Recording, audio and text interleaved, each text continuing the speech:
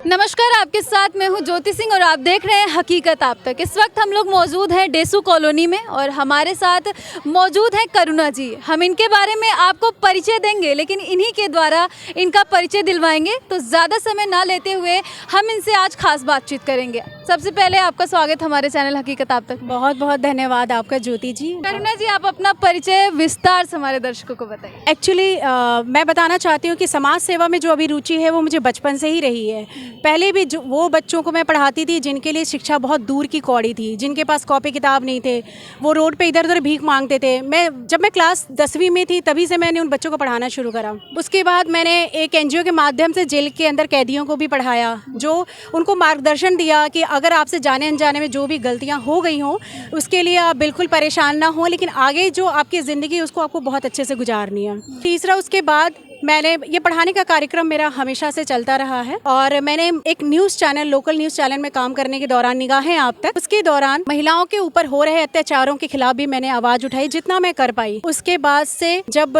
Corona काल में मेरे ख्याल से मैं पूरे दिन में 3 घंटे भी नहीं सो पा रही थी, क्योंकि कहीं पे आईसीयू बेड की ज़रूरत थी, कहीं पे प्लाज्मा, कहीं पे ब्लड, कहीं पे ऑक्सीजन। मैंने अपना जी जान लगा दिया लोगों की सेवा करने में और मैंने ऑल ओवर इंडिया लेवल पे भी काम किया। लोगों को खाना बांटे, बिस्किट्स, ये जो हमारे प्यारे प्यारे बच्चे हैं ना, इनको भी मैंने बिस्किट्स और केला और खाने का कुछ सामान लेकर आई थी, खिलौने लेकर आई थी, कपड़े लेकर आई थी।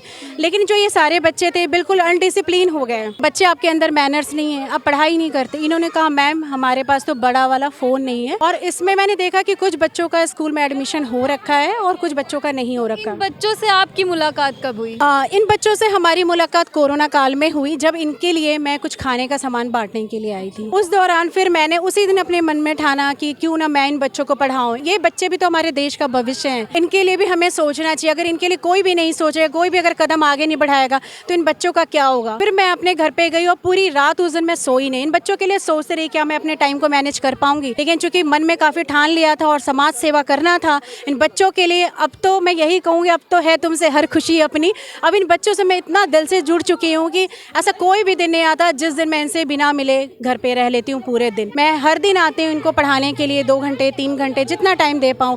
सेलिब्रेशन करना चाहती हूँ उनके साथ, स्पोर्ट्स कराती हूँ उनको, फिर उनको स्टडी से रिलेटेड जितना ज़्यादा हो पाता है। जब मैंने शुरुआत अकेले की, उसके बाद मेरे साथ भावना ने बोला, जो मेरी बहुत अच्छी फ्रेंड है, कि मैं आपका साथ दूंगी, आप स्टार्ट करो, आप बहुत अच्छा काम सोच रहे हो। फिर अदिति है, कशिश है, प्रियंका है, भावना है, शशि मैम है। तो ये 4-5 टीचर मेरे साथ आगे बढ़ के आई और जहाँ मैंने 15 से 20 बच्चों से शुरुआत करी थी, आज मेरे पास 87 बच्चों से भी ज़्यादा की संख्या है। ये बच्चे बहुत उत्सुक थे कि मुझे दिवाली सेलिब्रेशन, क्योंकि यही मेरा सोचना है कि दिए तो सभी अपने अपने घर में जलाएंगे, सभी दिवाली सेलिब्रेट करेंगे, लेकिन इन बच्चों के लिए अगर कोई सोचता है, अगर मैं सोचती हूँ कि इन बच्चों के लिए थोड़ा डेकोरेशन कर दूँ, इनके लिए दिया, इन बच्चों से मैंने दिया कलर करवाए, इन बच्चों से मैंने दिया की ड्राइंग करवाए और इन सबके मैं 14 नवंबर के इनको प्राइज़ डिस्ट्रीब्यूशन करूँगी। जो फर्स्ट आया, सेकेंड आया, थर्ड आए, इनके मनोबल को और बढ़ाने के लिए जितना ज़्यादा हो सके।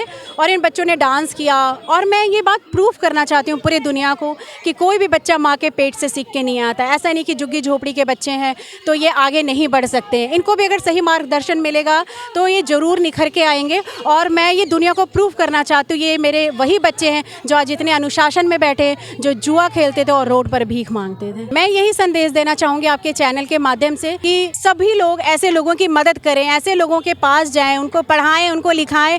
ये हमारे देश का भविष्य है और इनके बारे में आप भी सोचें। अपने लिए तो सारे जीते हैं, सबको मैं यही बोलना चाहती हूँ, अपना किरदार ऐसे निभाइए कि आपके जाने के बाद आपके लिए तालियां बजती रहे।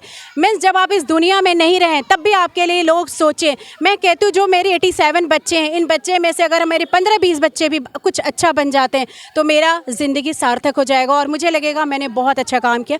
और मैं सबको यही बोलना चाहूँगी, अगर आपकी वजह से किसी के चेहरे पर मुस्कान आए तो इससे बड़ी खुशी और इससे बड़ा सुकून इस दुनिया में कुछ भी नहीं है। भावना जी, करुणा जी जो भी कार्य करती हैं उन्होंने हमसे खास बातचीत में बताया कि आपका भरपूर सपोर्ट और साथ रहता है, तो क्या बताओगे आप? मुझे ऐसा लगता है कि इसमें मेरा सपोर्ट है, लेकिन मेन तो सपोर्ट और जो मेन ये मतलब जो भी उन्होंने इनिशिएटिव लिया है ये करुणा का ही है, जिससे कि इन छोटे छोटे बच्चों का भला हो सके। And then she started doing all the things.